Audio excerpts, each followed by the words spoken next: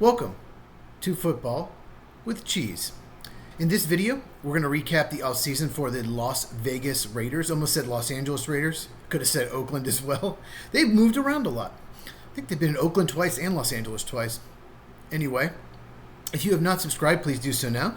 Enable alerts so you never miss a video. So in the last two videos, we did the Broncos and the Chargers. So we're going to do Raiders. We're going to stick in the division. And my next video will be about the Chiefs, everyone's favorite team. So the Raiders last year did not have a good season. They really haven't been good for a while.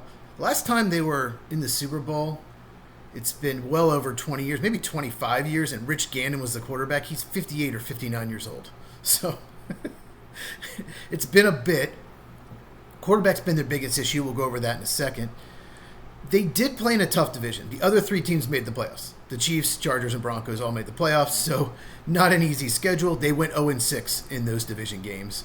So even though they were 4-13, they were 4-7 in non-division games, so not terrible. Just a really tough schedule, and the other three teams are very good. The quarterback play was the big issue. They have had a lot of trouble over the years getting a franchise quarterback. I'm sure you know about Jamarcus Russell.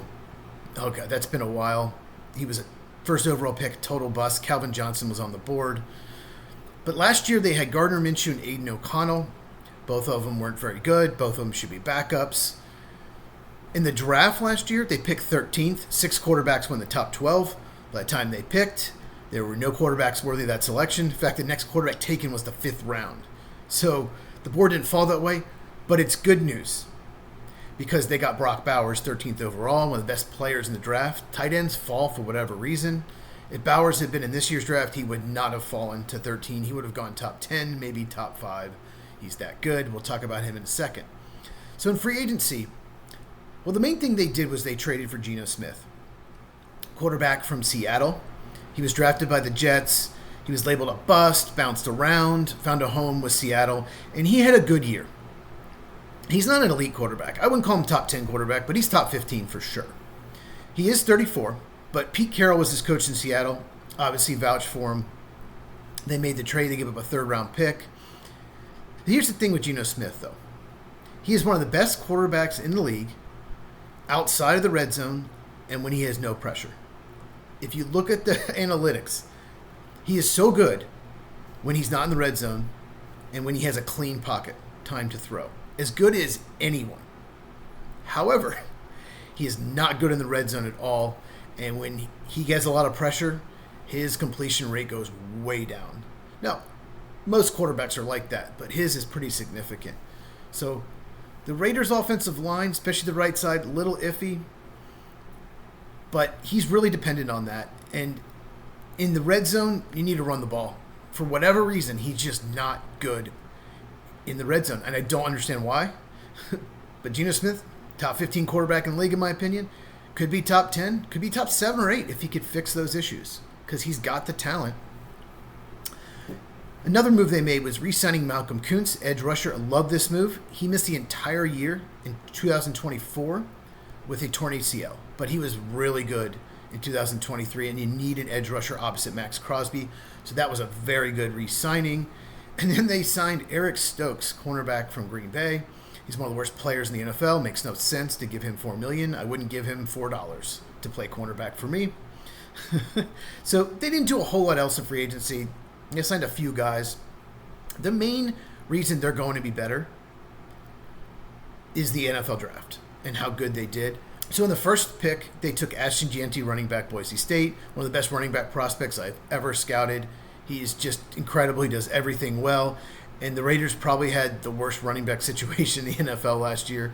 It was that bad. Outstanding pick. Jack Besh, wide receiver in the 2nd round from TCU. He's going to help right away. He's a great possession receiver. Reminds me a little of Puka Nacua. I'm just saying. They traded down twice and still got Jack Besh. Then they took some real athletic guys with high upside. Darian Porter, corner from Iowa State. Caleb Rogers and Charles Grant, both offensive linemen. All 3 terrific athletes, high upside, projected starters down the line. I just love their draft. And Charles Grant went to William & Mary, so he probably needs a year to get stronger, to go up against better competition, but maybe the eventual starter at right tackle. And Caleb Rogers played tackle at Texas Tech. Maybe he can start at right guard this year because they definitely need an upgrade there. Then I got to mention Tommy Mellott. He was a late 6th-round pick from Montana State. He was a quarterback, but he's moving to wide receiver. And I heard some 4th, 5th-round rumblings about him. A lot of comparisons to Julian Edelman. If you're getting Julian Edelman, what a steal. So late 6th round, why not? And he's played quarterback, so you can use him in a wide variety of ways. Undrafted free agent. So they had 2 that I want to mention. Ja Joyner, Minnesota edge rusher. Very surprised he was not drafted. I knew he'd be a day 3 pick. And he was inconsistent in college, but he has the length and he has the size. And he ran a 4.60 40. I know it was a deep edge class, but I am a little surprised. He probably doesn't have the upside as a starter, but I think he can be a good number 3 or 4 edge rusher. So guys like that go 5th or 6th round. And then Mello Dotson, corner from Kansas, he had a really poor workout, did not run well. But I still thought he would be a 6th or 7th round pick because he can play special teams. Maybe he doesn't have the speed to be a starting corner, maybe just to fill in. But the production was there at Kansas. So players like that should go 6th or 7th round. So I could see both those guys making the team. I'd be surprised if they didn't, to be honest. Important players. I mentioned Brock Bowers, tight end. Unbelievable rookie year. The best rookie season a pass catcher's ever had. Maybe tight end or wide receiver. He's that good. Hall of Fame upside. And here's the thing. He's playing with Geno Smith. He's not playing with Aiden O'Connell or Gardner Minshew. He's playing with a better quarterback. So his numbers could go up. That's how good Brock Bowers is.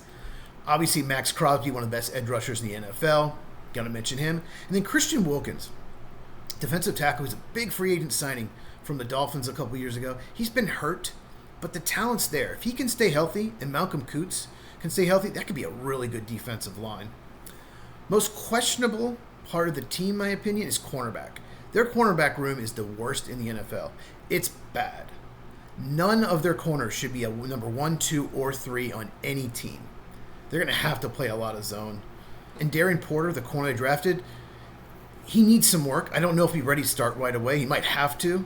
He's definitely the most talented corner on the team by far. So maybe they'll just throw him to the Wolves. But I'm surprised they didn't make another free agent addition for that cornerback room because it's just looking really rough. So there's going to be games where they go up against some good offensive lines where their defensive line just doesn't make a huge impact, and they're going to get torched because those corners cannot cover. So that's the biggest issue I have with the Raiders. They could upgrade the right side of the offensive line as well. Their breakout player to me is going to be Jackson Powers Johnson. He was their 2nd-round pick in the 2024 draft out of Oregon. He played guard as a rookie, but his best position is center. That's what he played in college. He was an outstanding college player. Now that they moved him back to center, I think he's going to have an outstanding year, become one of the better centers in the NFL. He's a terrific athlete. So that's my breakout player.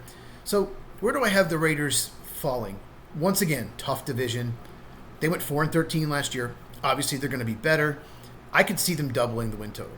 I could see them winning 8 games. Probably in the 7-9 range is where I have them. Still the worst team in the division.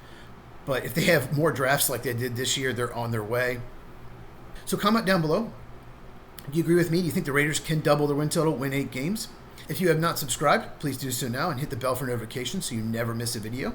Check these videos out if you have not.